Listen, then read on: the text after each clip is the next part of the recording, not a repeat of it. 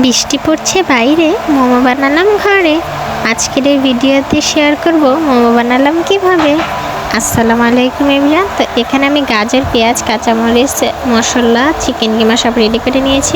আর এই সব উপকরণগুলো আমার আপু খুব সুন্দরভাবে মেরিনেট করে দিচ্ছে, সাথে কিন্তু আদা বাটাও দিয়েছে। আর এখানে তেলে রসুনে হালকা লাল করে ভেজে নিচ্ছি আমি। আর সয়া সস দিয়ে পুরো মোমোর পুরটা একদম রেডি করে নিয়েছে। এখানে আমার আপু মোমোর ডো বানিয়ে দেন এটার মাঝখানে পুরোটা ঢুকিয়ে দেন ভাজে ভাজে একটা সুন্দর মোমো তৈরি করে ফেলেছে। তো মোমো বানানোটা কেমন হয়েছে বলো তো।